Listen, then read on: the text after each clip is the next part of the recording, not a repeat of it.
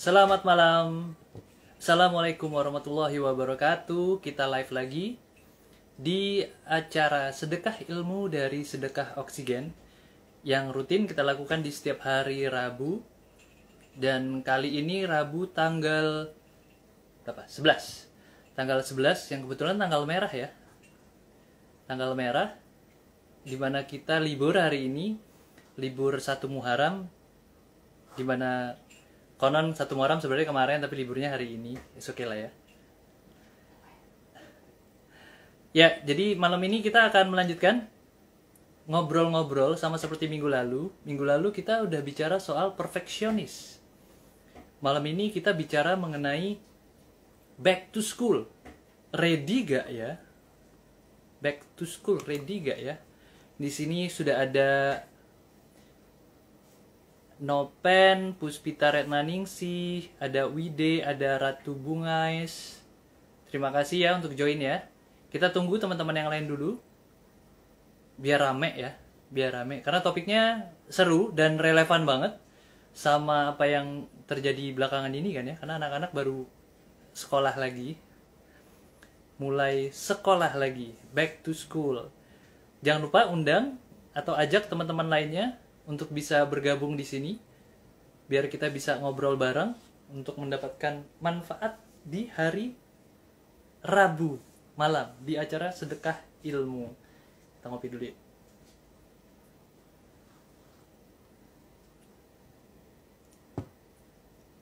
Ya, masih menunggu teman-teman yang lain. Kalau yang udah hadir, terima kasih banyak yang udah hadir duluan di malam hari ini. Siapin pertanyaannya kalau ada pertanyaan. Terus nanti bisa tanya-tanya, itu pakai fitur tanda tanya di situ biar kita nggak usah scroll di komen kan suka ketiban itu. Jadi pakai fitur tanda tanya. Yang quite powerful ya fitur ini.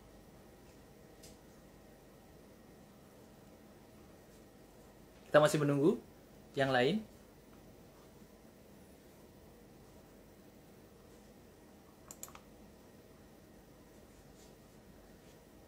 Hai Mbak Puspita, Mbak Wide, Mbak Ratu, Nopen ini Mas ya. Semoga sehat semua ya. Penting banget nih sehat di masa seperti ini.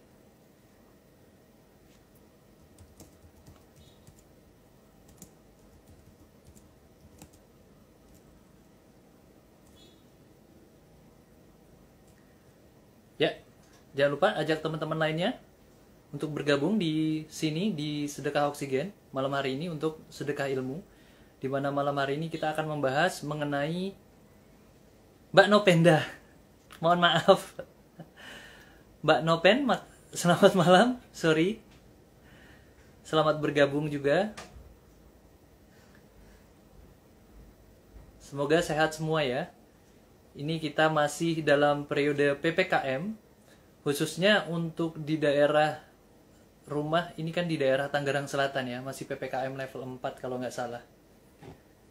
Sehingga kita masih menunggu sampai dengan berapa belas Agustus gitu. 16 kalau nggak salah. Untuk validnya silakan cek googling aja mengenai informasi PPKM kita saat ini seperti apa. Jangan lupa lagi ajak teman-teman untuk bergabung, untuk segera ngobrol-ngobrol bareng, ikut atau join ngobrol-ngobrol bareng dengan narasumber kita malam ini yang tentunya berbeda dari yang minggu lalu kan topiknya juga berbeda. Sama serunya tentunya. Karena yang dibawakan di Sedekah Ilmu itu adalah topik-topik yang cukup relevan, yang pasti bermanfaat atau insya Allah bermanfaat. Mbak Nopen, mohon maaf ya Mbak Nopen ya. Terima kasih untuk bergabung ya. Sehat selalu. Ya, ajak-ajak yang lainnya. Terus kita juga ada nanti akan kehadiran Mbak atau Ibu Nurrahmi atau biasa dipanggil dipanggil dengan Mbak Nunung. Nanti menjadi narasumber kita dan sudah siap sepertinya Kita tinggal tunggu saja jam mulainya. Sebelum memulai, kita ngopi dulu. Di sini seperti biasa saya ditemani oleh kru. Kru saya malam ini, Grawira Ahmad, yang terus membantu di acara live IG dan lain sebagainya.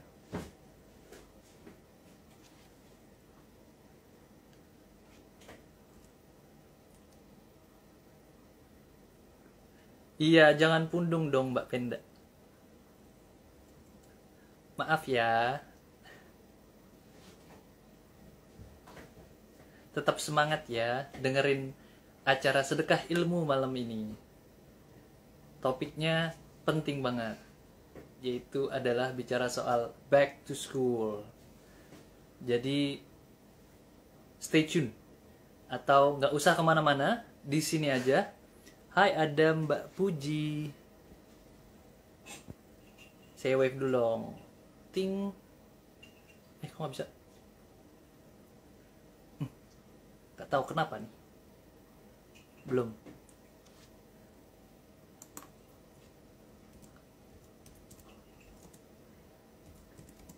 Kita masih tunggu ya, bentar lagi ya.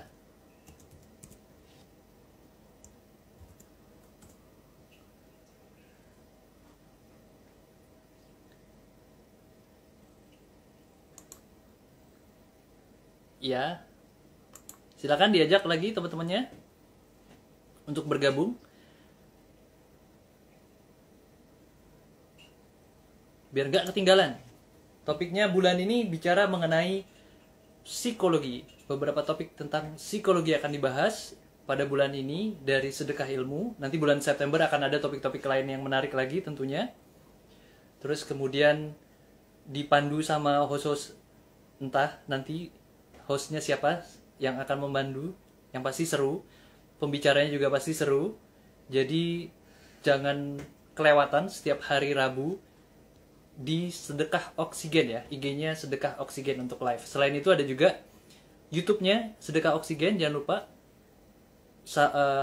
mampir, terus kemudian subscribe, lalu pencet loncengnya biar dapat informasi. Oke, kita mulai aja acara malam ini. Assalamualaikum warahmatullahi wabarakatuh. Bismillahirrahmanirrahim. Kita mulai. Malam ini kita akan membicarakan mengenai back to school. Ready gak ya di IG Live hari Rabu sedekah ilmu dari Sedekah Oksigen. Sekarang tuh tanggal 11 Agustus 2021. Sebelum memulai pastinya saya harus menjelaskan dulu. Nggak harus sih, tapi ingin menjelaskan dulu mengenai Sedekah Oksigen. Sedekah Oksigen itu adalah komunitas sosial yang mulai bergerak sejak tahun 2015. Jadi 2015 sekarang 2021, artinya sudah 6 tahun. Dan pada tahun ini, yaitu ada tahun 2021, situ sudah berubah menjadi Yayasan Sedekah Oksigen. Yayasan Sedekah Oksigen Indonesia. Nah, ada beberapa rangkaian kegiatan yang sudah dilakukan sama Sedekah Oksigen, antara lain itu adalah beasiswa, kemudian ada sedekah nasi, ada sedan Jumat, ada kas darurat, kemudian ada kurban bareng yang tahun ini kita lakukan itu di daerah Grobogan dan Gunung Kidul. Terus kemudian ada tebar cinta, hidangan kurban setelah acara kurban tentunya. Kemudian ada nasi isoman, dan semua ini dilakukan ada yang paralel, ada yang serial ya, tergantung dengan temanya masing-masing, dan gak hanya di satu tempat, tapi dilakukan di beberapa kota di Indonesia, karena kita memiliki atau kita punya rekan-rekan atau sukarelawan atau relawan dari Sedekah Oksigen di beberapa kota di Indonesia. Nah, terima kasih nih buat para relawan Sedekah Oksigen. Nah, untuk teman-teman yang mau ngikutin terus mengenai kegiatan-kegiatan dari Sedekah Oksigen, itu silakan join atau follow IG-nya Sedekah Oksigen, ya udah Sedekah Oksigen. Di situ follow, di situ akan diceritakan rangkaian-rangkaian kegiatan atau program-program yang akan dijalankan oleh Sedekah Oksigen secara rutin dan lengkap di sana. Begitu juga ada Sedekah Oksigen di YouTube. Ada YouTube, di situ tayangan-tayangan dari kegiatan-kegiatan kita juga ada di situ. Silakan mampir, kemudian subscribe, kemudian pencet loncengnya biar dapat informasi kalau misalnya ada video-video baru dari Sedekah Oksigen. Nah, tidak lupa nih, balik lagi, hari ini, malam ini, yaitu adalah Sedekah Ilmu, salah satu program dari Sedekah Oksigen yang rutin dijalankan setiap hari Rabu jam 19.45 atau 19.50 mulai pembukaannya, di mana kita akan membahas topik-topik seru yang kali ini dibawakan oleh saya lagi, Nuruli Ahmad atau dipanggil Ruli, sama seperti minggu lalu, di mana topik yang akan dibawakan oleh saya itu adalah terkait sama psikologi di bulan Agustus ini. Kalau cerita latar belakang nama panggilannya itu adalah Ruli, saya profesinya sebagai konsultan di Natadaya. Pendidikan saya terakhir itu di Magister Profesi UI, majoring Psikologi, Industri dan Organisasi. Hari ini akan memandu topik yang berkaitan sama psikologi juga. Itu adalah Back to School, Ready or Not, dari sisi psikologi. Semoga saya dapat memandu acara ini dengan baik sehingga teman-teman dapat mendapatkan manfaatnya secara lengkap. Gitu. Yang belum join, silakan diajak teman-temannya untuk join biar kita bisa ikutan acara malam ini, Back to School, Ready or Not. Gitu. Back to School tuh kita tuh bisa dibilang sudah hampir belum genap 1 bulan malah ya. Belum genap 1 bulan, anak-anak kita sudah masuk sekolah lagi atau mulai sekolah lagi. Sebelumnya kita ada wacana untuk offline. Jadi sebelumnya ada online, belajarnya online, terus kemudian ada wacana untuk offline. Tapi karena ada perkembangan yang terjadi ya, di mana saat ini kebanyakan anak-anak itu memulai tahun ajaran barunya dengan online. Nah, beberapa sih ada yang offline gitu. Tergantung dari situasi dan kondisi daerahnya masing-masing. Yang pasti adalah pasti sesuai dengan ketentuan pemerintah lah. Baik online maupun offline, anak maupun orang tua ini tetap harus mempersiapkan diri untuk siap sekolah. Mungkin teman-teman ada juga yang ini ya, mengamati fenomena atau hal-hal yang terjadi belakangan ini waktu pas awal-awal mau sekolah, nggak tahu ingat apa enggak. Kalau saya mengamatinya tuh di status WhatsApp, di mana status WhatsApp itu atau profil WhatsApp itu gambarnya itu adalah gambar anak-anak dengan frame tulisannya itu adalah saya siap sekolah, saya ready back to school gitu. Ini frame-nya lucu-lucu ya, jadi artinya semarak. Ini saya nggak tahu apakah tahun lalu itu ada ini atau enggak, tapi rasanya sih nggak ada rasanya ya. Cuman tahun ini dengan adanya itu menjadi lebih semarak nih. Nah, hari ini kita akan bahas hal yang terkait dengan back to school, ready or not, khususnya untuk anak-anak yang memulai tahun ajaran baru di tahun ini dengan online. Kita akan bahas dari sisi psikologis apa aja yang perlu kita pahami dan kita siapkan soal back to school. Bersama narasumber kita yang nanti akan saya bacakan, kita akan bahas mengenai back to school ini. Semoga teman-teman bisa mendapatkan informasi atau pemahaman secara lengkap dan secara benar. Kemudian kita bisa menarik kesimpulan sendiri dari apa yang dibahas. Sekali lagi saya undang teman-teman lagi untuk bergabung di Sedekah Oksigen, Sedekah Ilmu di hari Rabu. Ajak teman-temannya untuk bergabung karena topiknya malam ini seru, yaitu adalah Back to School. Saya bacakan dulu ya resume dari pembicara atau narasumber kita malam ini, yaitu adalah ada Ibu atau Mbak Nur Rahmi Budianti, SPSI Psikolog.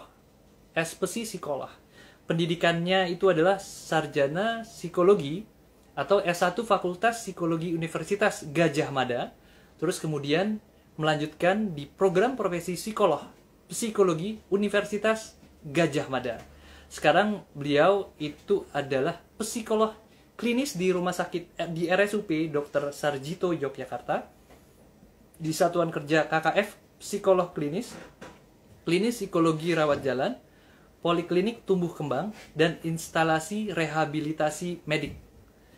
Bersama Mbak Nur Rahmi atau biasa akrab dipanggil sama Mbak Nunung ya. Mbak Nunung kita akan bahas mengenai hal-hal terkait dengan back to school. Saya tahu kalau misalnya teman-teman kadang-kadang kalau ketemu sama label yang namanya psikolog, mau nanyanya luas, banyak gitu ya. Cuman malam ini kita fokus ya. Kita fokus bahas mengenai sedekah lagi. Kita fokus bahas mengenai back to school, yaitu topik dari sedekah ilmu di malam hari ini. Balik lagi, kita masih ngajak teman-teman untuk join atau bergabung di sini. Diingatkan lagi ke teman-teman, buat teman-teman yang sudah join, terima kasih banyak. Siapkan pertanyaannya ya. Pertanyaannya nanti kalau ada pertanyaan, ketik di tanda tanya itu. Di situ saya akan coba bacakan berdasarkan topik dan berdasarkan yang kita bahas tentunya. Jadi kalau misalnya di luar back to school mungkin kita simpen dulu ya. Karena kalau ketemu sama psikolog biasanya mau bertanyanya ini banyak. Banyak curhat. Kita undang dulu aja ya. Kita undang dulu Mbak Nunung. Ya, kita tunggu. Saya sedang proses mengundang Mbak Nunung. Sambil menunggu, kita minum dulu. Ya. Hai Mbak Nunung. Halo Mas Ruli. Halo, Assalamualaikum. Waalaikumsalam. Sehat ya Mbak? Alhamdulillah. Alhamdulillah sehat. Ini posisi sekarang di Jogja ya Mbak ya? Jogja, iya. Asli Jogja. Asli Jogja. Berdomisili di Jogja, bercerita dari Jogja. Jogja sekarang gimana kabarnya Mbak? Apa ini Seru kabar pandemi nih? kabar pandeminya nih ceritanya nih. Kalau pandeminya masih lumayan tinggi ya. Dapat kabar itu malah sekarang untuk positif rate-nya malah katanya paling tinggi Jogja. Nggak tahu ini. Oh, oke. Tapi kalau di rumah sakit sih kabarnya sudah mulai menurun kasusnya. Gitu. Alhamdulillah. Kasus di rumah sakit sudah mulai menurun ya. Semoga terus menurun ya Mbak Nunung ya. Amin, amin, amin, amin. Ini Semuanya gitu. kebetulan saya juga sebulan ini nggak ke kantor karena isoman ini saya baru minggu kemarin selesai isoman tapi masih masih mengurusi anak yang juga masih isoman jadi terus cuti Oh, jadi belum tahu kondisi di lapangan. sudah hari keberapa Mbak? Kalau saya sudah lewat 14 hari, Oh, udah anak lewat. saya hari ini hari ke-11 jadi sudah lewat Hmm. 10 hari. Kondisi masih terkendali Mbak? Di rumah terkendali alhamdulillah ya, ringan lah ya. Ya, semoga lekas pulih ya Mbak ya. Amin, amin, amin. Amin. Oke, Mbak Nunung, malam ini kita akan membahas mengenai back to school, ready or not gitu. Tadi saya sudah membacakan resume tentang Mbak Nunung, terus kemudian Mbak Nunung bisa mungkin biar lebih afdol Mbak Nunung bisa menjelaskan tentang Mbak Nunung dan keterkaitannya dengan back to school ini nih Mbak. Mungkin sedikit aja Mbak memperkenalkan diri. Oke. Ya, nama saya tadi sudah disebutkan Nurahmi Budianti, tapi memang bisa dipanggil Nunung. Kadang-kadang orang juga tanya, kok bisa Nunung dari mana gitu. Nggak tahu juga, pokoknya dipanggilnya sudah Nunung dari kecil gitu. Nah itu. Nah terus ya saya S1 lulus dari UGM, Fakultas Psikologi. Profesinya juga waktu itu masih masih edisi lama ya, masih jadi kelihatan ini umurnya nih ya, masih edisi lama, masih pakai yang program profesi, belum belum magister profesi. Itu Ah, ambilnya juga di UGM. Kalau Mas Ruli sudah magister ya, ya, program yang berikutnya. Kan ada berarti program yang masih barunya lagi, muda ya, ini. program Masih yang muda. transisi. Nah, kemudian mulai bekerja di Sarjito sejak tahun berapa ya? 2000, berarti 2000 ah 2006 apa ya? 2006. Nah, itu nah di sana saya ditempatkan di klinik psikologi itu biasanya untuk pasien dewasa. Mhm.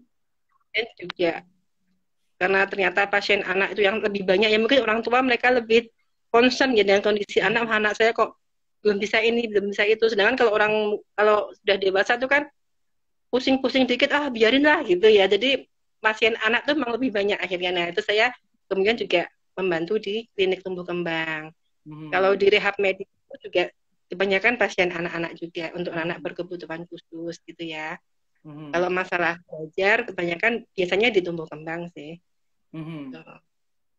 Nah, jadi begitu. Tapi kami juga di saat itu kan kami ada 6 orang ya. Nah, kami juga kebangsa. Hmm. Sorry, kami Kira-kira juga seperti apa, itu. Mbak? Gimana? Kami juga apa tadi? Juga ke Bangsal, kerawat inap. Kebangsaan. Oh, I see. Ya, ya. Nah, Oke. tapi biasanya kalau rawat inap memang lebih variatif ya pasiennya, banyak yang dewasa juga. Mhm, mhm, mhm. Jadi artinya belakangan, bukan belakangan ini ya, memang banyak bertemu dengan atau apa, men-treat anak-anak ya Mbak ya, walaupun ada Ya beberapa memang yang orang dewasa. itu banyak anak. Mhm. Sejak sebelum Ya, pandemi sudah dengan anak. iya, iya. Dan ini relevan untuk topik hari ini bicara soal back to school, yang sekolah kan anak-anak ya. Jadi kita ketemu sama narasumber yang tepat buat teman-teman yang baru bergabung. Terima kasih banyak. Jangan lupa kalau ada pertanyaan itu silakan ditanyakan di tanda tanya, gambar tanda tanya di situ. Nanti Mbak Nunung akan coba menjawab, saya akan coba fasilitasi. Nah, kita mau bahas topik pertamanya dulu nih Mbak. Bicara soal back to school itu ya. Saya mau ada pertanyaan nih. Secara umum dulu deh Mbak, secara umum. Back to school, khususnya online ya Mbak ya. Khususnya online itu sebenarnya apa aja sih yang mesti menjadi perhatian kita nih? Oh ya, untuk sekolah online ya. Ya, ya. Nah, jadi eh, memang sebenarnya sekolah online itu ya ada positif ada negatifnya ya Mas ya. Hmm. Hmm. Untuk kondisi sekarang memang mungkin itu yang terbaik saat ini ya, terutama untuk daerah-daerah yang zona merah yang memang kasusnya tinggi itu ya memang ya kita gimana juga pasti mendahulukan keselamatan anak-anak ya. Ya, Jadi benar. ya itu yang saat ini yang terbaik gitu ya.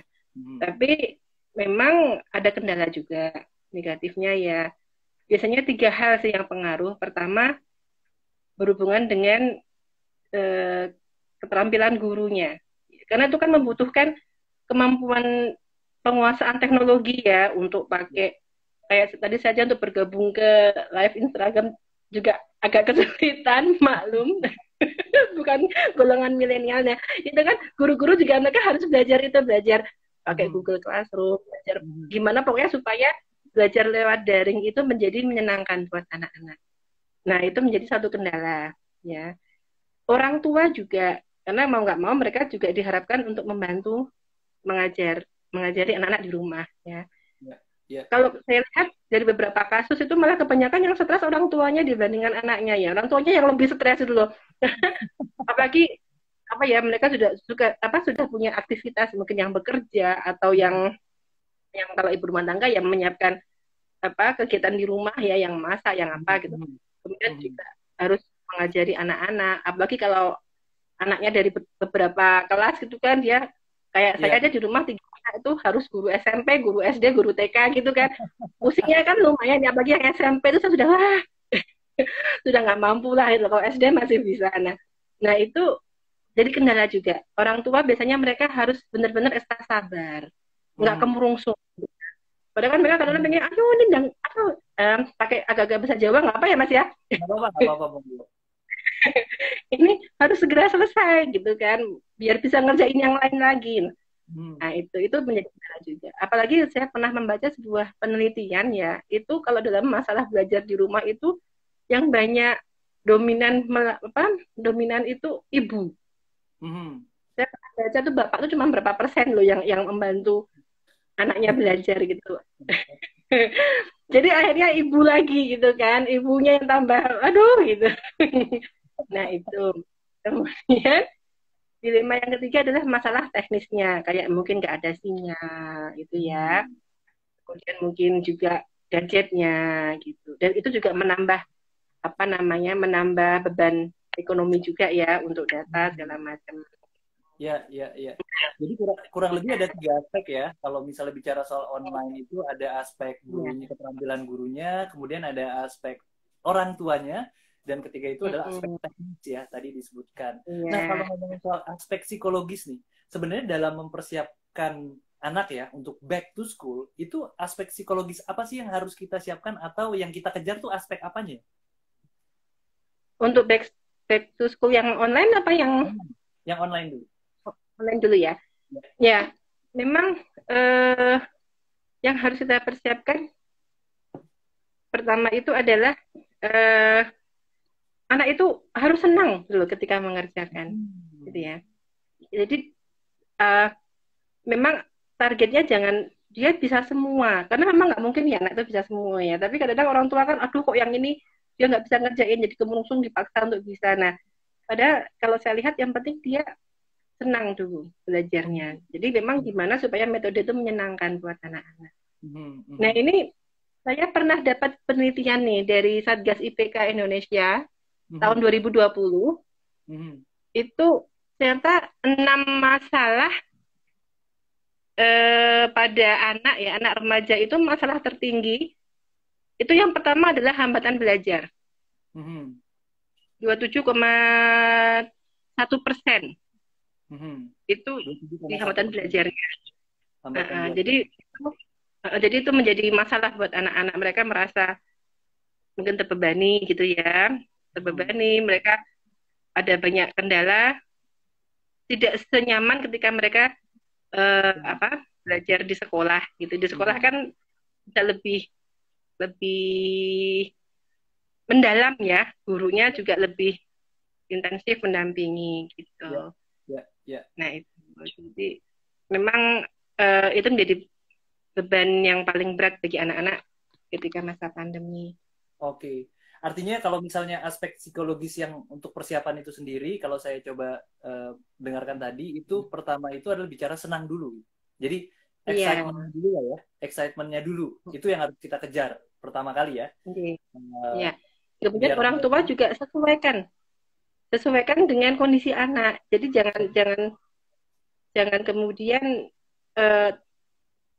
orang tua yang menuntut anak terlalu tinggi gitu. Sesuaikan dengan, jadi harus orang tua benar-benar mengenal anakku tuh di mana sih kelebihannya, di mana kekurangannya. Oke. Ya. Jadi pertama itu adalah soal excitement-nya atau senangnya, terus kedua itu adalah orang tua mengenali anaknya, jangan dipaksain dulu gitu ya. Istilahnya sesuai dengan anaknya masing-masing. Nah, ini tadi kan disebut tuh bicara soal ketika saya bertanya mengenai kesiapannya itu seperti apa atau aspek apa yang hendak dikejar, tadi Mbak Nunung sebut online atau offline. Kita jawabnya pasti kan kita bahas online dulu ya. Nah, memang ada perbedaan nggak sih Mbak Nunung antara persiapan back to school di online ataupun offline itu? Ada perbedaannya. Jadi gini, ketika sebenarnya nggak cuma aspek psikologis ya, kalau yang offline ya, itu juga karena harus ada kebiasaan yang ditanamkan ke anak-anak ya. Pertama, prokesnya. Nah, itu harus sejak sekarang sudah dibiasakan kan anak untuk memakai masker. Gitu. Kemudian cuci tangan, gitu kan. Bahwa cuci tangan itu harus 20 detik. Nah, itu juga harus, kalau saya sih biasa sama anak saya yang kecil tuh saya ajak dia sambil nyanyi, kita bikin lagu cuci tangan gitu ya, yang lebih dari 20 detik, sehingga nggak kerasa kan bagi dia. Nah, itu dibiasakan gitu. Kalau yang sudah bisa diajak diskusi, mungkin bisa diberi pengertian ya Mas ya, gitu, bahwa misalnya kenapa kok kamu harus pakai masker, kenapa kok kamu harus cuci tangan, kenapa kok kamu sekarang tidak boleh main berkerumun, apalagi kalau anak laki-laki kan biasanya kan sukanya, iya benar, gitu kan, kenapa sekarang kamu nggak boleh jajan. Itu sesuatu yang sejak sekarang harus dibiasakan ke anak-anak gitu ya. Nah, kemudian juga mungkin perlu juga diperhatikan asupan vitaminnya supaya dia ketika masuk itu kondisi badannya memang fit gitu. Kemudian kebiasaan meminjam alat itu juga. Jadi ketika dia berangkat sudah disiapkan makannya, makan siangnya disiapkan, alat-alatnya, nggak boleh pinjam teman, itu sudah harus disiapkan gitu. Nah, yang paling lagi juga karena sekarang kan dia online ya, sehingga kadang-kadang anak jam rutinitasnya tuh berubah. Nah, itu sekarang memang sudah biasakan kembali. Misalnya kalau dia sekolah, dia bangunnya jam habis subuh gitu ya, kemudian dia jam 5:30 sudah mandi, jam 6 sudah makan. Nah, sekarang juga biasakan lagi, sehingga ketika nanti dia saatnya untuk sekolah sudah siap. Enggak nggak apa namanya, nggak kaget gitu ya, nggak Hmm. kaget Hmm. Oke, gitu. artinya kalau misalnya kita mau ada persiapan offline ya, persiapan offline untuk back to school-nya itu ada tambahan ya. Tambahannya itu antara lain itu adalah bicara soal prokesnya itu sendiri. Tadi udah disebutin contoh-contohnya, bicara soal kebiasaan cuci tangan, nggak berkerumun, terus kemudian apalagi kan itu tantangan tuh, tantangan tersendiri ya buat anak-anak nggak berkerumun sama teman-teman di sekolah. Padahal judulnya Oh anak-anak iya, adalah berkumpul. Terus iya kemudian nggak makanya. pinjam alat, ya nggak pinjam alat-alat dari teman-teman atau inilah apa jaga-jaga lah ya kalau minjam alat-alat. Terus berikutnya itu adalah soal fitnessnya mereka, antara lain itu adalah vitamin dan lain sebagainya tetap harus dijaga ya. Itu kalau misalnya Iya. persiapan kita back to school dan itu adalah offline ya Mbak Nunung ya. Pertanyaan lagi nih Mbak Nunung, kalau sekarang kan anak-anak ini udah pada masuk sekolah ya, udah mulai kalau nggak salah 2 mingguan lah ya, 2 minggu 3 minggu lah ya. Terus Iya. mungkin nggak atau terlambat nggak sih kita kalau misalnya ternyata ada beberapa hal yang belum kita lakukan persiapan nih. Anggap nih setelah kita diskusi malam ini terus kemudian dapat insight, oh ternyata harus begini, harus begitu gitu. Oh kemarin kita belum melakukan nih. Itu apakah itu terlambat atau gimana menurut Mbak Nini? Kalau menurut saya sih nggak ada kata terlambat ya Mas ya. Ah, Mending terlambat daripada nggak sama sekali gitu loh. Cuma hmm, memang satu hal, anak-anak itu belajar kan dari contoh. ya, Jadi kalau misalnya ingin anaknya tertib pakai prokes, pakai masker misalnya, ya orang tua juga harus mencontohkan seperti itu. ya, Gitu. ya, ya, ya, ya. Karena kalau cuma Intinya, diomongi tok tapi tidak ada contoh, mereka juga banyak, oh no, ayah juga nggak seperti itu gitu ya. Jadi akhirnya ya sia-sia gitu. Jadi tetap harus ada contoh gitu. Orang tua harus mencontohkan. Gitu. ya, ya. Jadi buat teman-teman nih yang udah join ini dan kita tahu juga anak-anak kan udah berangkat sekolah istilahnya di 2 sampai dengan 3 minggu lalu. Kalau misal dapetin insight dari malam hari ini, don't worry, nggak terlambat atau belum terlambat, kita masih bisa ngelanjutin karena proses belajarnya kan masih beberapa bulan ke depan ya Mbak Nunung ya. Ya. Iya. Oke, sebelum kita lanjut ke berikutnya, saya mau cek nih ada beberapa pertanyaan kayaknya. Ntar saya baca. Ya, ini tentang ortu nanti saya bahas. Terus sekolah kan punya target Mbak. Oke, nanti kita bahas ini juga soal Mbak Nopen sama Mbak Wide. Saya simpan dulu pertanyaannya ya. Ini ada di topik berikutnya kebetulan. Sekarang lanjut ke tentang ini Mbak Nunung, tentang anaknya dulu nih, anaknya itu sendiri ya. Jadi sebentar saya mau menyapa dulu buat teman-teman yang baru join. Terima kasih banyak untuk join. Terus jangan lupa ajak teman-teman yang lain.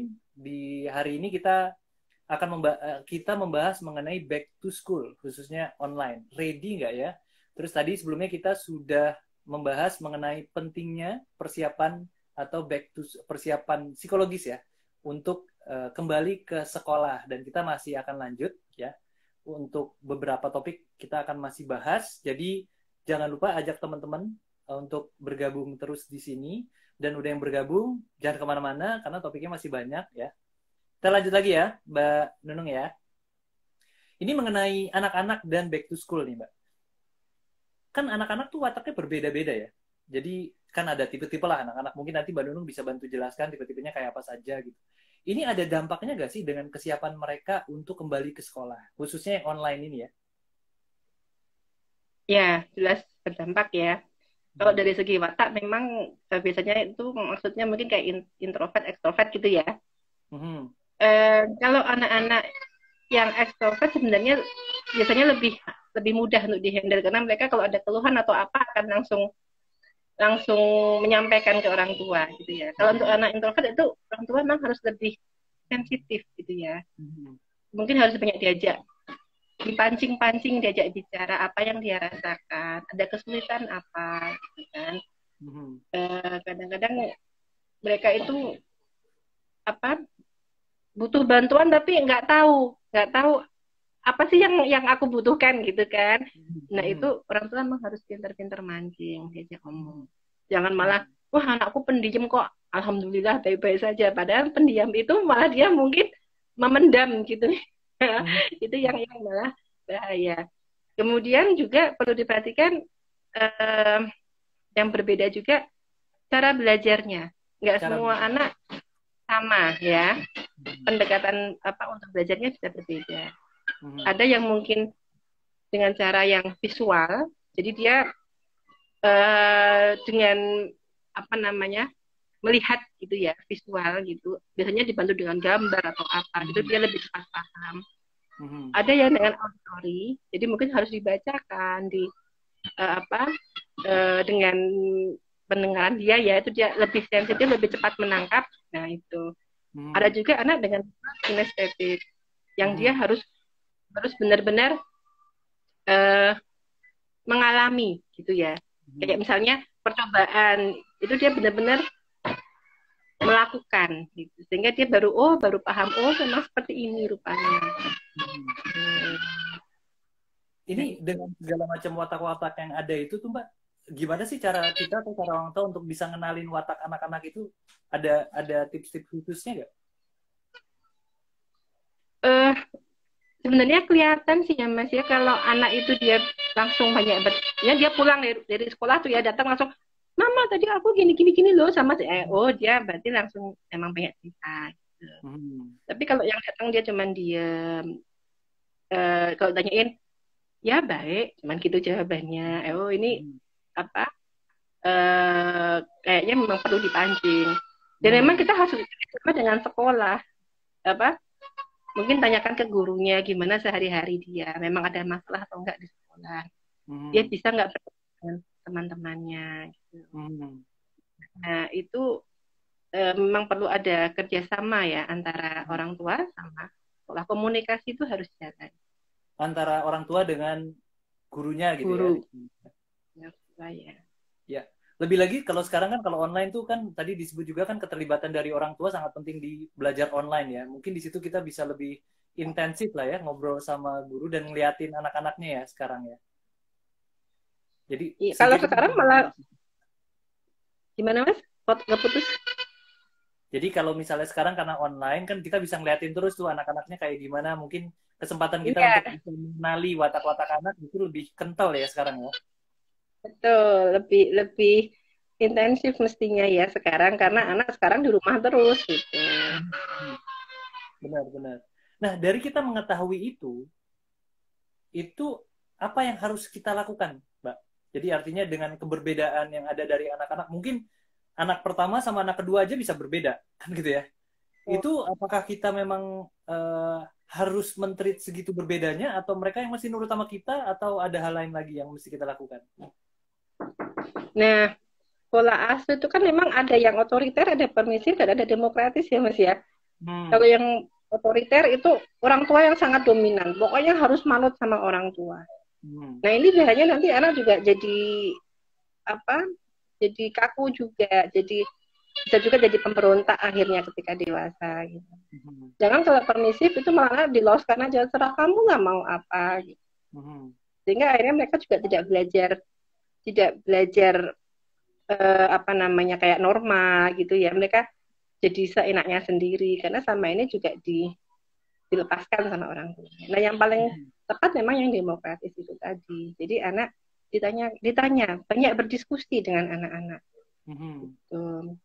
Mumpung mereka masih mau diajak diskusi, udah besar, misalnya orang tua kok pada pergi terus ya. Nah ini mumpung masa-masa mereka masih di rumah, diajak diskusi, ditanyain tentang kegiatannya apa yang kamu suka, apa yang kamu tidak suka. Nah, itu sebenarnya memang setiap anak itu bisa berbeda-beda memang.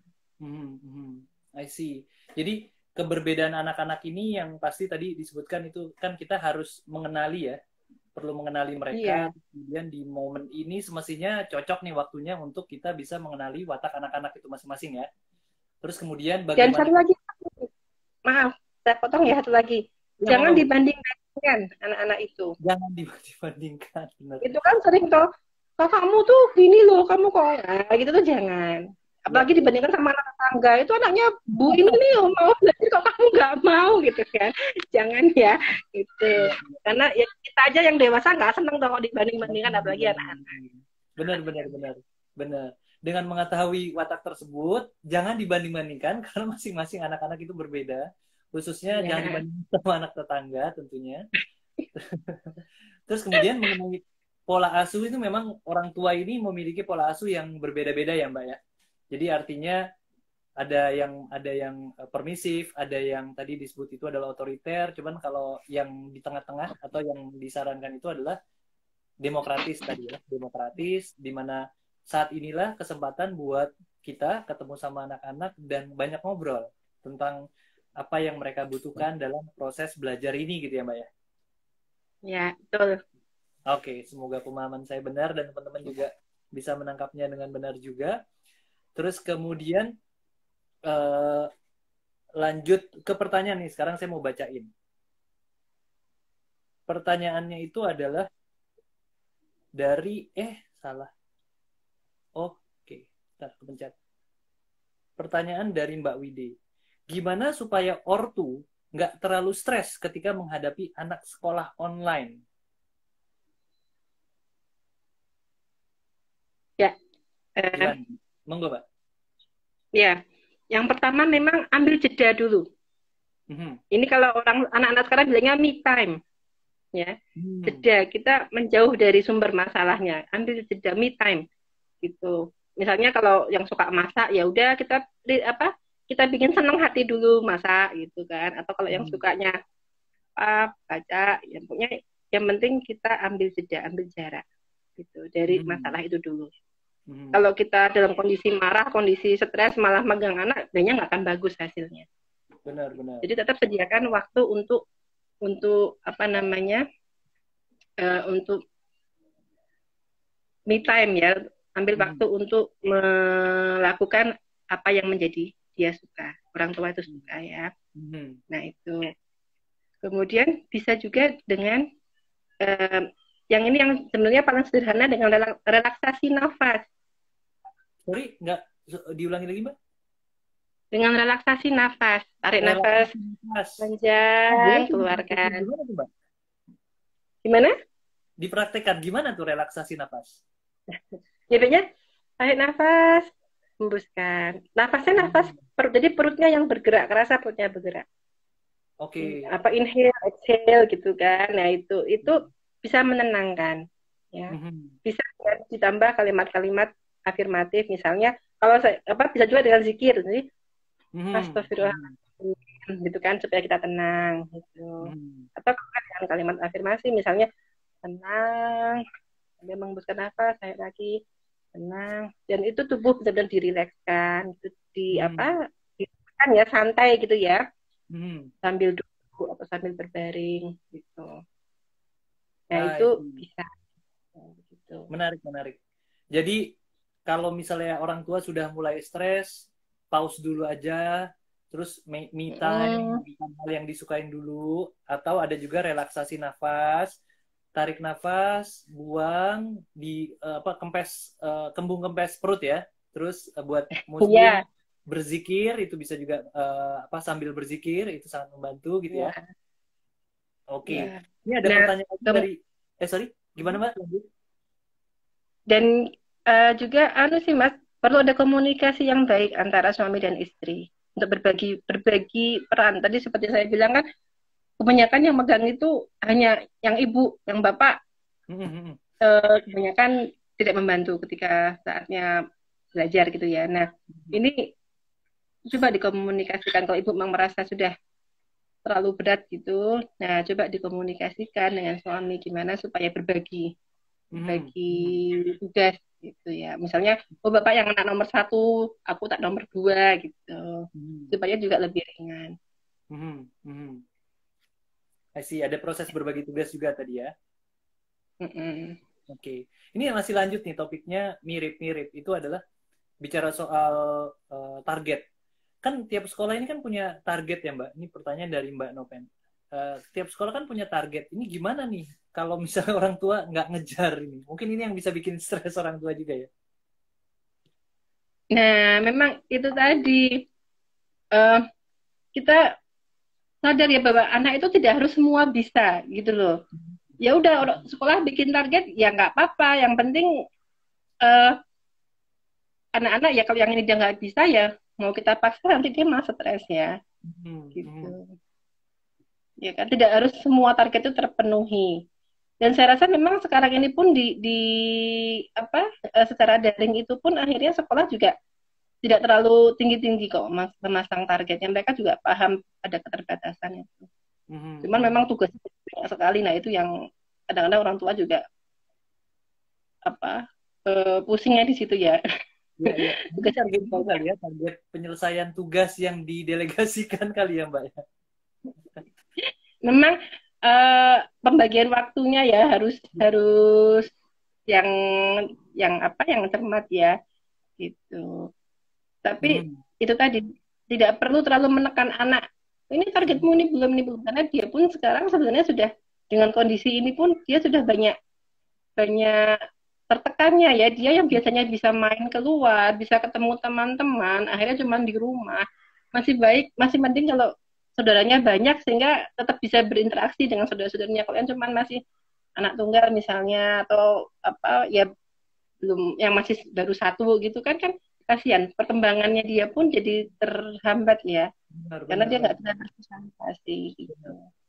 Nah ini cocok nih Mbak, pertanyaan dari Mbak Puspita Retnaningsih terkait sama sosial tadi. Bagaimana cara menggantikan kegiatan sosial dengan teman sebaya anak yang hilang karena sekolah online ya.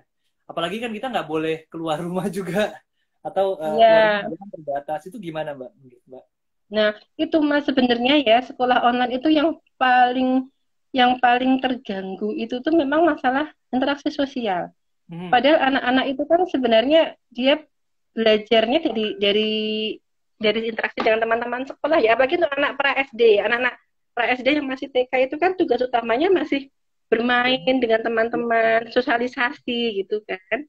Nah, ini yang memang sangat uh, terhambat gitu.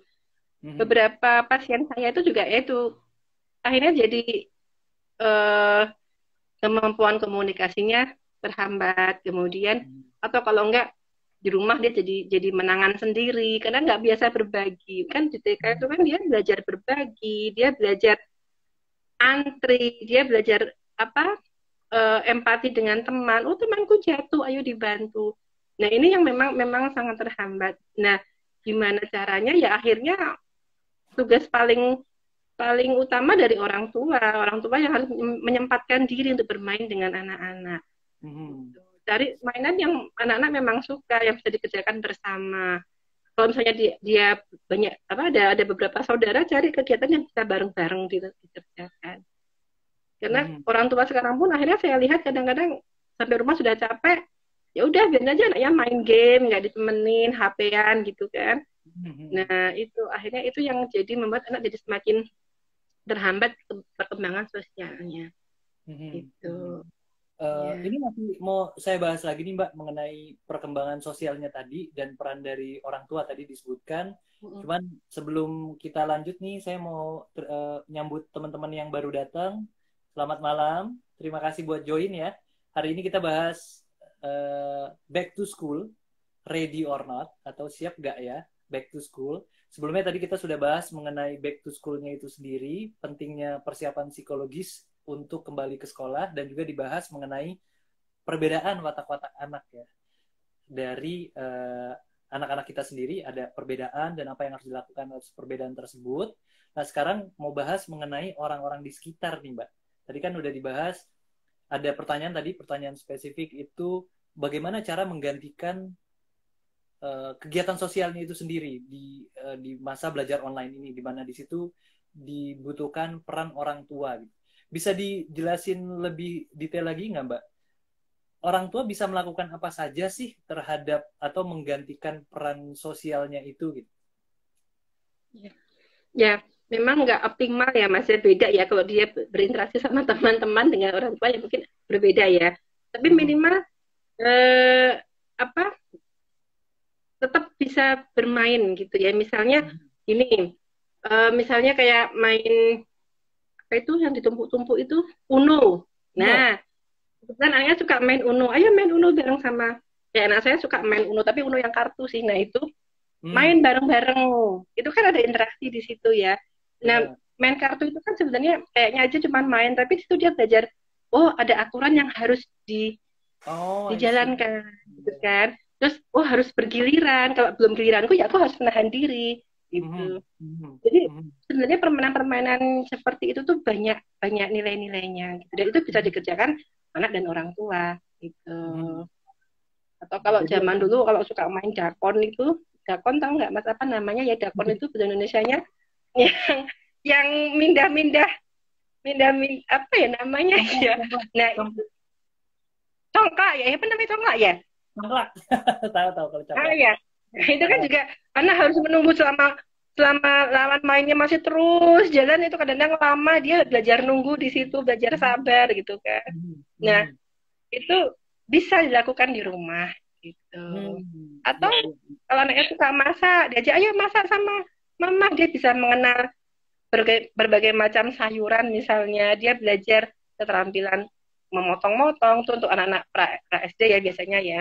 Mhm. Nah, itu apa jadi sebenarnya walaupun tidak optimal kalau dia dengan teman-teman tapi dengan orang tua pun bisa. Mhm, mhm. Cuman Kalau kadang-kadang peran orang dari orang, sorry, peran dari orang tua itu kan ada, tadi kan disebut ibu memang dominan gitu, terus harus ya sebaiknya berbagi inilah, berbagi berbagi peran dengan ayah. Ada peran khusus gak sih dari ayah terkait dengan belajar online ini, atau bisa juga terkait dengan kebutuhan kegiatan sosial itu sendiri? eh, ya ayah pun sebenarnya bisa di situ gitu ya Mhm, karena anak juga perlu perlu mengenal figur ayah gitu ya mhm, apalagi anak laki-laki supaya mereka tahu eh, apa namanya nilai-nilai seorang ayah gitu. Ayah bisa mhm, kalau misalnya ayahnya suka olahraga, aja anaknya. Apalagi zaman sekarang kan memang butuh butuh olahraga, butuh anak-anak rata-rata saya dengar orang-orang tua selalu mengatakan, wah seragamnya sudah kesempitan, anak-anakku tambah gemuk. Nah ini malah perlu olahraga gitu loh. Bapak-bapak mungkin bisa di situ tugasnya gitu. Apa ah, aja anaknya main badminton lah, main apa, main bola-bola sederhana ya, bukan yang itu di halaman misalnya gitu. Atau bisa ngajakin gowes, sambil gowes kan bisa sambil sambil apa diskusi gitu. Sekarang boleh nggak sih gowes? Bu pasti boleh nggak sih? PPKM ini nggak boleh ya? tergantung sih, Ya itu tergantung ya. ke tempatnya sih. Ya kalau kalau cuman dengan keluarga mungkin nggak apa-apa ya, asalkan nggak mampir-mampir gitu. Mhm, Nah, mhm, mhm, nah mhm. itu bisa. Gitu. Untuk belajar mungkin tinggal berbagi aja. Kayak saya terus terang kalau di rumah saya berbagi sama suami kalau masalah karena ya itu karena dulu saya SD SMP SMA kuliah di negeri. Jadi Mhm. kalau untuk yang masalah-masalah kayak hafalan apa surat segala macam itu saya termasuk ya biasalah gitu ya. Nah akhirnya saya berbagi sama suami kalau yang masalah-masalah seperti itu ya saya nanya sama Abi gitu. Atau Mhm. matematika saya matematika paling nggak bisa. Jadi matematika saya tanya sama Abi yang lebih pintar matematika. Akhirnya berbagi gitu. Mhm. Jadi sebenarnya untuk berperan di dalam kesiapan anak belajar ini, kita sendiri juga harus mengenali kita bisa apa dan nggak bisa apa ya. Jadi artinya bisa Oh saling ngisi dan iya, berteman ya. iya jelas. Iya, iya. Dan ini kalau tadi tertarik tuh, menarik menarik mengenai kalau peran ayah itu, kalau misalnya yang paling bisa diisi itu adalah bicara soal kegiatan fisik ya. Contohnya ya, contoh antara lain itu adalah kegiatan fisik, olahraga, main badminton dan lain-lain. Atau tadi juga disebutin terkait dengan kegiatan sosial itu adalah dengan ngajak anak bermain. Ngajak anak bermain artinya di dalam proses permainan itu kan ada komunikasinya, terus kemudian ada waktu menunggu gitu ya. Jadi ngerti dengan aturannya apa dalam bermain gitu. Sehingga kegiatan yang hilang di masa pandemi, di masa belajar online itu bisa diisi sendiri di rumah gitu ya. Eh, Ya, Seperti itu ya, Mbak Mbak Nunung ya. ya. eh, Pertanyaan ini, kan tadi saya sebut ada fenomena di dalam, bukan saya sebut ada fenomena orang pada foto anaknya terus kemudian dengan frame-frame tertentu terus bilang I'm ready to back to school dan lain sebagainya. Itu sebenarnya berdampak gak sih buat anak itu sendiri, Mbak? Sebagai apa? Itu kan wujud wujud ini ya, wujud dukungan ya. Itu berdampak gak ya? Eh, berdampak mungkin berdampak ya, walaupun nggak terlalu jangka panjang gitu ya. Paling nggak mereka jadi aware, oh aku udah mau sekolah atau Mhm, itu mhm, yang sebenarnya yang mau dibangunkan kan itu kesadaran bahwa oh sudah saatnya sekolah, sudah bukan libur lagi. mhm, mhm, mhm. Jadi, mereka ada rasa apa eh, mempersiapkan diri gitu Mhm, bahwa dia mau mempersiapkan sekolah. diri. Jadi ya momentum lah ya, momentumnya dibangun gitu ya. Iya, Mungkin nggak sama berlangsung membangun. panjang dampaknya, tapi momentum berkembang. Mbak, pertanyaan lagi. Kan tadi kan kalau misal anak-anak prasekolah, kemudian ada anak SD. Nah, sekarang soal remaja nih, Mbak. Remaja ini kan hilang banget nih momennya. Contoh misalnya saya punya anak remaja yang baru remaja itu kelas 1 SMP dan itu udah mulai pandemik. Jadi sejak awal tahun dari kelas 1 SMP itu sejak awal masuk itu belum pernah lihat temennya secara langsung. Terus kemudian Iya. udah sekarang udah kelas 2 kegiatan sosialnya pasti berbeda banget. Itu ada dampaknya gak sih dan bagaimana cara kita mensikapinya? Iya, jelas berdampak ya, apalagi masa-masa SMP SMA itu kan mereka biasanya dengan peer peer grupnya ya. Itu. Mhm. Ya, kalau kebetulan saya juga punya anak masih SMP SMP ya Mas ya. Jadi akhirnya ya lebih mendorong mereka untuk interaksinya lewat lewat dunia maya, lewat video call, lewat Zoom gitu kan. Nah, itu Hmm. memang berdampak sih. Tapi ya memang baru ada keterbatasan ya. Gimana lagi? Mhm. Mhm. Ketika masa-masa kemarin tidak terlalu ketat ya, belum PPKM itu masih kadang-kadang bertemu satu dua gitu. Tapi ketika Mhm. sekarang memang kasusnya baru tinggi ya tidak bisa. Mhm. I see.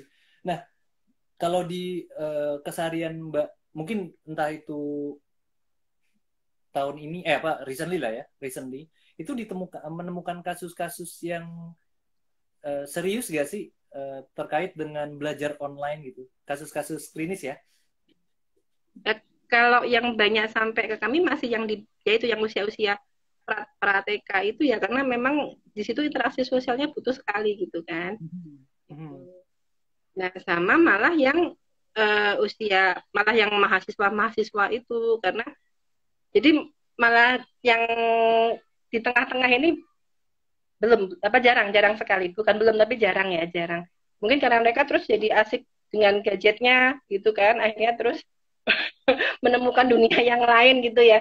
Nah kalau kalau yang KTK ini kan kalau mereka dengan gadgetnya akhirnya banyak sekali eh, tahapan perkembangannya terganggu ya. Yang tadi Mhm. saya sebutkan kayak kemampuan komunikasinya jadi terganggu. Kemudian, nah kemudian kalau mereka sejak kecil sudah pegang gadget itu banyak nanti kalau nggak dikasih emosinya juga gampang gampang terganggu ya. Yang misalnya jadi kalau nggak dikasih gadget terus dia jadi marah, jadi apa teriak-teriak gitu. Nah, banyak kan yang itu. Kemudian Mhm. eh, kalau yang malah yang mahasiswa itu biasanya mereka juga karena ya itu nggak bisa ketemu teman, saya nggak bisa diskusi tugas, saya nggak bisa apa eh, biasanya kan ini kita mengerjakan rame-rame. Nah itu tetap memang pengaruh juga. Mhm. Mhm. Dan untuk yang topik yang buat anak-anak dulu lah ya, bicara soal Hmm. yang gadget itu. Di masa sekarang ini dilema kan sebenarnya buat kita. Mereka ketemu Hmm. gadget kan untuk belajar online kan pakai gadget gitu ya. Terus layarnya Ya. dia ngeliatin layarnya, terus kemudian bisa aja dia waktu pas belajar ngutak-ngatik yang lain gitu. Ini gimana sih cara kita mensikapinya nih, Mbak Nunung, terkait dengan Iya gadget memang sekarang ini? harus diawasi sih Mas gitu ya. Hmm. Jadi apa namanya? Nah ini memang yang agak susah biasanya untuk orang tua yang bekerja ya karena kalau kebetulan kalau kayak anak saya sekolahnya dia bisa dikerjakan sore ketika saya sudah pulang ya. Tapi Hmm. ada juga kan yang harus saat itu juga gitu sehingga kalau orang tua bekerja akhirnya ditinggal dengan gadgetnya kan. Nah ini Hmm. memang eh, pengawasannya jadi lebih kendor gitu. Padahal anak-anak itu harus diawasi gitu. Di Hmm. apa dijami ya kapan mereka bisa pegang gadget gitu. Hmm. Iya. Ditakar lah Nah ya. kalau yang sudah ya mungkin kayak SD ke atas ya kelas 3 gitu sudah bisa jadi jejak diskusi bisa diberi pengertian gitu ya. Misalnya Hmm. kamu boleh pegang gadget sampai jam berapa. Bikin kesepakatan bersama Hmm. gitu. Hmm. Hmm. sehingga Oke. ada tanggung jawab di situ. Mhm. Situasi terburuk apa sih Mbak yang bisa kita temui ya, atau yang bisa terjadi kepada anak akibat ketidaksiapan mereka untuk belajar, khususnya online? Eh, yang jelas itu pengaruh juga ke emosi, suasana hati anak. Apalagi kalau yang dia merasa, aduh teman-temanku kok bisa lancar ya, aku nggak bisa. Itu bisa emosinya dia jadi naik turun, jadi mudah marah misalnya, Hmm. merasa gagal gitu kan. Apalagi ya itu merasa mungkin ya kalau yang misalnya ada keterbatasan secara ekonomi gitu kan, tidak bisa apa datanya kurang atau gimana itu kan bagi mereka itu sangat menekan ya, menekan. Anak-anak Hmm. ketika tidak bersama dengan teman-temannya itu kan mereka merasa beda itu kan mudah tertekan ya. Nah Hmm. itu. Nah, itu bisa pengaruh ke emosi. Nanti kemudian pengaruh juga ke perilaku. Misalnya jadi apa namanya? Menarik diri itu jadi tidak percaya diri gitu Hmm. kan. Kemudian jadi bisa juga pengaruh ke masalah makan gitu. Kemudian bisa juga Hmm. kesulit konsentrasi karena Hmm. emosinya tadi yang naik turun. Dan Hmm. gadget itu pun terlalu sering pakai gadget juga bisa masalah ke konsentrasi juga Mas Ruli. Hmm. Itu Hmm. anak-anak ya anak-anak banyak yang kalau datang itu ini kok sekarang jadi kalau dipanggil nggak nyaut, kalau anu kok konsentrasinya kok gampang teralih ya tuh biasanya pertanyaan pertama di rumah megang gadget ya Bu, iya Hmm. itu ini pengaruh juga. Hmm. Hmm. I see. Ini saya mau bahas dua pertanyaan, bukan pernyataan, bukan pertanyaan, pernyataan tadi ya. Sebelumnya saya masih mau nyambut nih teman-teman yang baru join. Ada Mbak Titi, ada Mbak Astra Zainab. Hai, terima kasih buat join. Terus stay tune di sini. Hari ini kita bahas mengenai back to school, ready nggak ya? Sebelumnya kita sudah bicara tentang back to school-nya itu sendiri, apa yang perlu diperhatikan. Kemudian kita bahas juga tadi soal watak-watak anak, ya. Kemudian bahas peran dari orang tua. Nah, sekarang lagi cerita kasus tadi, cerita kasus mengenai apa yang bisa terjadi kepada anak-anak ketika tidak siap untuk belajar. Antara lain itu adalah pertama itu adalah bicara soal emosinya yang bisa berdampak pada ketidakpercayaan diri dan lain sebagainya. Terus berikutnya itu adalah bicara soal konsentrasi terkait sama gadget. Nah, saya mau bahas yang pertama dulu nih, Mbak, terkait dengan eh, rasa tidak percaya diri. Apa yang harus kita lakukan kalau misalnya udah terjadi nih, Mbak? Bahwa situasinya Eh, itu somehow sudah terjadi gitu, gara-gara entah satu dan lain hal mengakibatkan anak itu jadi udah emosinya kena, itu sudah gitu berdampak terhadap rasa percaya diri. Ini peran kita nih sebagai orang di sekitarnya itu apa yang harus dilakukan kira-kira, Mbak? Iya, memang kalau selama masih bisa ditangani di rumah ya itu tetap anu Mas apa motivasi ke dia gitu ya Mhm. bahwa apa namanya eh, dia punya kelebihan gali dia punya kelebihan di mana gitu. Mhm. Jadi fokuskan dia pada kelebihan-kelebihannya gitu ya. Mhm. Nah, kemudian kalau memang itu berlarut memang sebaiknya dibawa ke yang lebih ahli gitu ya. Mhm. Kalau sudah Ya, berkelanjutan dibawa ke ahlinya gitu ya. ya. Ini topik, saya pernah nanya juga di minggu lalu nih bicara soal kalau sekarang kan informasi mengenai bagaimana mengatasi ini, bagaimana mengatasi itu kan gampang di googling tuh Mbak. Kan ada Ya, topik, ada penjelasan-penjelasan lah. Kalau misalnya anak Anda begini maka lakukan itu gitu. Itu gimana sih cara kita mensikapinya Mbak? Informasi-informasi gimana sebagai orang tua ya. oh, mensikapi berbagai macam informasi itu? Iya, iya. Bagaimana cara mengatasi anak yang sedang mengalami masalah seperti tadi lah gitu. Uh, ya mengatasinya memang apa namanya ya kalau untuk masalah rasa tidak percaya diri itu memang akhirnya kita harus fokuskan dia pada apa yang dia miliki yang lebih dari teman-temannya gitu. Jadi Mhm. dia difokuskan pada itu gitu. Mhm. Apa misalnya uh, oke okay, kamu di sini mengalami hambatan tapi kan kamu bisa bisa lebih di sini. Karena memang setiap orang tidak sama kelebihannya. Oke. Kalau memang masalahnya masalah teknis ya memang harus dicarikan jalan keluarnya ya. Mhm. Misalnya kayak masalah sinyal segala macam itu kan ada apa namanya, mungkin ya jalan keluarnya memang harus carikan mungkin apakah beberapa rumah berbagi wifi gitu atau gimana. Tapi ketika itu masalah kemampuan ya ajak anak untuk fokus pada kemampuan yang dia bisa. Oke, sorry Mbak, saya mau clarify pertanyaan saya tadi. Ini kan terkait dengan em, kita untuk orang sebagai orang tua ya, sebagai orang tua mendapatkan informasi bagaimana mentreat anak. Itu kan banyak ya bisa Oke. didapatkan di internet. Caranya begini, caranya begitu gitu. Nah, menurut Mbak Nunung sendiri, itu sebaiknya kita bagaimana cara kita mensikapi informasi-informasi tersebut sih, Oh, how to-nya gitu. ya. Yeah. Kalau saya sih ambil aja yang baik, yang cocok gitu ya. Kalau memang yang di internet itu memang dirasa cocok, oh ya ini cocok baik gitu. Ya sudah, nggak apa-apa Hmm, gitu. hmm, Karena memang ya memang itu kelebihan zaman sekarang dengan adanya internet ya hmm, hmm. gitu. Kadang-kadang saya ini sering nemu pasien, tapi memang banyak pasien dewasa yang udah sering mencap dirinya, Bu, saya tuh punya punya gejala seperti ini nih. Jadi saya tuh depresi ya Bu ya. Dia sudah langsung langsung mendiagnosa dirinya berdasarkan dari apa yang di internet gitu.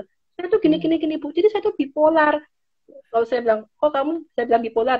Ya karena di internet saya baca seperti ini bipolar gitu. Nah itu tapi kalau tips itu kan beda ya, itu kan lebih positif ya. Nah, Ya oh, silakan ya, sesuaikan dengan kondisi kondisi di keluarga gitu. Kalau memang oh ya ini bagus manfaatnya ya nggak apa-apa. I see. Ini sebentar Bu, ini saya mau highlight ini nih biar teman-teman nggak salah nangkap tadi yang coba dijelaskan itu adalah ambil tips yang baik untuk bisa dilakukan, tapi hati-hati dengan judging ya dari dari Oh, internet melihat iya, indikasi A, B, C, D, F, G, saya bipolar tiba-tiba gitu datang datang ke iya. psikolog ngomong Sering saya itu bipolar. sering juga kalau orang tua banyak itu anak saya ini hiperaktif Bu gitu kan, soalnya Ya, dia ya, tuh nggak bisa diam gitu, padahal antara hiperaktif sama sangat aktif itu sudah beda ya, mungkin memang anaknya banyak gerak tapi belum sampai hiperaktif gitu. ya, ya. Atau kalau nggak, oh anak saya ini kalau jadi saya pelajari itu autis, nah itu judging seperti itu yang hati-hati karena nanti melabeling gitu. Tapi Ya, kalau hal ya. yang positif ambil tips itu enggak. Ya, ya, ya. Sekali lagi saya mau garis garis bawah topik ini ini bahwa ambil tips yang bisa bermanfaat. Jangan judge berdasarkan apa yang Anda baca di internet. Terus untuk judge mau autis, mau hiperaktif, tadi bipolar dan sebagainya, ada ahlinya ya, jangan lupa ya. Salah satunya itu adalah Mbak Nunung di sini. Jadi do not judge. Oke, mungkin itu penting tuh buat buat teman-teman yang bergabung atau yang nanti nonton acara ini ya, bicara bagaimana kita mensikapi informasi-informasi tentang psikologi yang beredar di lapangan ya. Ambil tipsnya, tapi jangan judge gitu ya.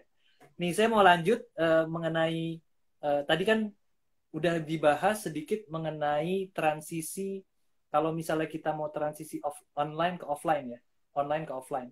Terus ada beberapa aspek yang perlu disiapkan, antara lain itu adalah prokesnya itu sendiri, terus kesiapannya itu sendiri gitu ya. Kesiapan dalam artian eh, apa namanya? Kesiapan dari contoh sorry, prokesnya sendiri dan juga contoh-contoh yang sorry, kebiasaan saya baru ingat.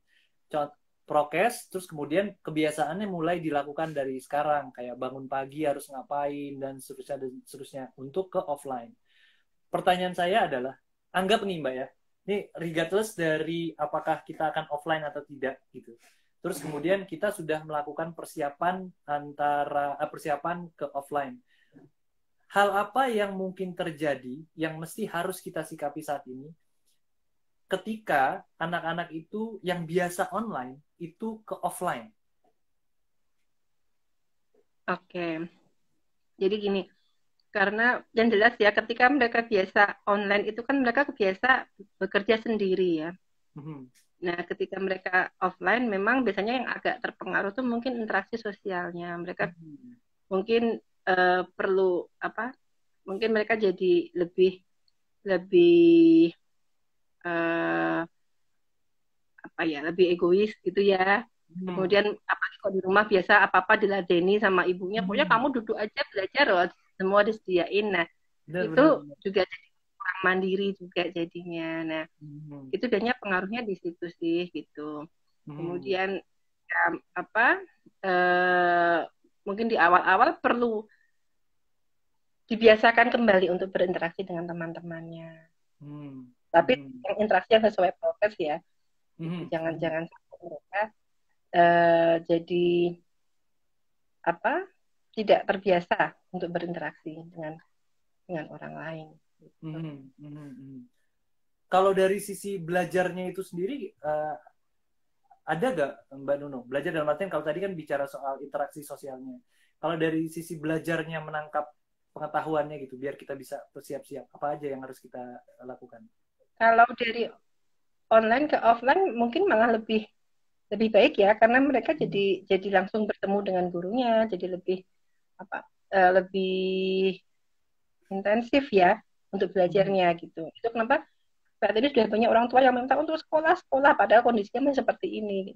Karena mhm, mungkin orang tua juga sudah lelah ya dan mereka mhm, juga berharap anak-anaknya akan lebih bagus belajar di sekolah gitu. mhm, Nah, um, cuman mungkin nah ini kalau di rumah mereka kan cenderung santai gitu, cenderung santai, mhm, cenderung apalagi nggak lama masa masa belajarnya di rumah ya. Nah ini yang mungkin juga dibiasakan mereka untuk kembali duduk di kelas, apa tenang gitu kan. Kemudian mungkin akan lebih lama duduknya kalau di rumah mungkin dia 10 menit kerjain dia bisa pergi kemana nanti benar, dia harus benar. kerjain lagi gitu. Nah ini harus dibiasakan lagi. Ya. Kalau yang sudah lama sekolah ya mungkin yang sudah SD yang sudah kelas 3 ke atas mungkin mereka sudah lebih terbiasa masih ingat ya yang dulu-dulu gitu. Tapi yang ini kan berarti sudah hampir 2 tahun ya. Berarti ada yang melewati masa TK ini ya. Benar, benar, benar. Ya kan sudah hampir 2 tahun kan Mas, bener ya? Hampir 2 tahun kita ada di rumah. Iya. Jadi ada yang masa TK itu dia cuma dibiasakan di rumah. Nah ini ketika harus duduk di SD, duduk di kursi kan juga suatu yang harus dibiasakan kan. Hmm, Jadi ya, hmm, nah itu yang sejak di rumah sudah dibiasakan oleh orang tua. Ayo dek, duduk, kita kerjakan sama-sama gitu. hmm, Jadi hmm. supaya nanti ketika dia masuk ke sekolah nggak kaget. I see, I see. Ini proses pembiasaan itu sudah bisa dimulai dari sekarang ya. In case kalau kita nanti, bukan in case lah. Semoga kan, ya insya Allah kan kita akan offline lagi lah di beberapa waktu ke Amin. depan. Jadi artinya, amin. Persiapan antara lain bicara soal tadi yang biasanya sendiri dilayanin gitu ya. Terus sama dilayanin sama orang tua khususnya kalau pas dia lagi di depan. Sekarang udah nggak bisa. Terus buat anak-anak khususnya yang prasekolah yang nggak pernah merasakan duduk di kursi sejak apa namanya awal sekolah itu mulai dibiasakan untuk tetap ada di kursi tenang gitu ya. Terus kemudian saya pertanyaan satu nih Mbak terkait sama persiapan itu. Gadget itu kan kebiasaannya mereka kemarin menggunakan gadget lalu offline itu pasti kan gadget itu udah mulai lepas ya. Itu gimana cara ngatasin biar mereka nggak kebergantungan? Karena kan udah 1,5 tahun nih mereka udah nempel terus sama gadget gitu. Nah itu kenapa sejak sejak sekarang itu tuh memang tadi seperti saya bilang harus diwaktuin mereka pegang Hmm. gadgetnya Hmm. supaya nggak sampai jadi kecanduan gitu. Hmm. Hmm. Jadi benar-benar ditanamkan bahwa gadget itu hanya untuk membantu kamu belajar. Hmm. Hmm. Tuh. Ya. Nah, apa?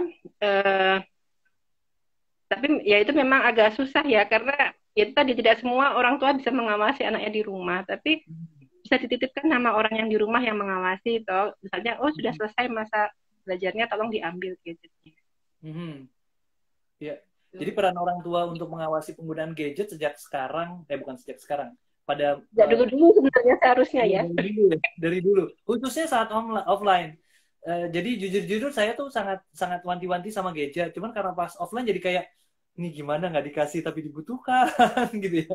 Iya, Tapi yang betul. pasti, Memang serba salah memang. Itu. Dan yang pasti satu lagi diawasin sih, ya. ketika kita membuat kesepakatan waktu kapan harus berhenti gadget, ya sebenarnya orang tua di rumah juga jangan pegang gadget gitu. Nah, itu tantangan berat banget itu. Itunya gadget terus itu kan. Nah, anaknya lah itu mama pegang gadget kok aku nggak boleh kan gitu jadinya ya. Nah itu kembali contoh, anak-anak itu selalu meniru orang tuanya gitu. Benar, Contoh benar, dari benar. orang. Iya. Oke, dan ini banyak banget nih informasi yang diingatkan kembali sama Mbak Nunung ya. Malam hari ini semoga teman-teman juga merasa eh, apa namanya, inspired atau teringat kembali apa saja yang harus kita lakukan sebagai orang tua buat anak-anak kita yang sedang sekolah. Apalagi baru ini ya, baru hangat-hangat ya, baru belum sebulan anak-anak kita sekolah. Terus ada beberapa yang tadi disampaikan Mbak Nunung kalau misalnya belum dilakukan mungkin masih bukan mungkin ya, masih ada waktu untuk kita bisa mengisi hal-hal tersebut ya, karena tidak ada kata terlambat tadi disebutkan sama Mbak Nunung. Terus saya mau cek dulu Mbak Nunung masih ada pertanyaan lagi atau tidak dari teman-teman, atau semuanya sudah saya bacakan atau belum. Oke, ya sepertinya udah kita bacakan semua Mbak Nunung. Eh, Terima kasih banyak nih Mbak Nunung ya atas informasinya malam ini yang sangat insightful. Mungkin Alhamdulillah. mungkin Mbak Nunung ada pesan-pesan khusus nih buat either bisa orang tua, bisa guru ya, terkait dengan belajar online, pesan-pesan khusus yang singkat, dan juga terkait dengan kesiapan untuk nanti kita mau offline lagi. Jadi kalau pesan-pesan saya untuk orang tua ya, itu di masa seperti ini orang tua tuh harus sehat secara fisik dan mental gitu ya. Tetap tenang, tetap percaya diri, karena anak-anak itu mereka tuh sensitif, mereka bisa ngerasain kalau orang tuanya stres, orang tuanya apa namanya baru mungkin stres, marah atau apa, mereka tuh sensitif, bisa merasakan, dan mereka dia juga jadi ke bawah gitu. Jadi ketika kita memegang anak-anak, maka usahakan tetap tenang, ya tenang dan sehat secara fisik, secara mental gitu, sehingga kita bisa memberikan pengasuhan yang optimal kepada anak. I see. Buat orang tua ya, tetap sehat, baik fisik maupun mental. Terima kasih Betul. banyak. Dan ini mungkin mau ucapin salam-salam atau terima kasih kepada audiens, silakan. Ya, terima kasih. Semoga hari ini pembicaraan kita ada manfaatnya ya, Mas ya. Amin. Tadi ada Novenda itu adik kelas saya. Terus tadi saya lihat ada beberapa junior saya, ada Yova dan Nobel. Tadi saya lihat nama-namanya ada ya. Terima kasih untuk kehadirannya. Terima kasih banyak teman-teman atas kehadirannya. Saya sama Mbak Nunung mengucapkan terima kasih banyak lagi. Jangan lupa kita masih ada sesi lagi di minggu depan dengan narasumber yang keren-keren lainnya, ya. Mohon maaf kalau misalnya ada komentar, atau ada pertanyaan yang saya masih skip, yang belum terbaca. Tapi yang pasti adalah semoga sudah tercerahkan dengan apa yang sudah disampaikan sama Mbak Nunung malam hari ini, dan kita bisa mendapatkan manfaat dari bahasan kita. Ya. Sampai ketemu teman-teman di acara Sedekah Ilmu dari Sedekah Oksigen di minggu depan. Jangan lupa follow IG-nya Sedekah Oksigen, kemudian subscribe YouTube-nya Sedekah Oksigen. Ya. Terima kasih banyak Mbak Nunung. Terima kasih Mas Suli. Kalau ada salah saya mohon maaf. Ya, sehat-sehat ya semua ya. Ingin sehat-sehat semua. Ya. Assalamualaikum warahmatullahi wabarakatuh. Waalaikumsalam.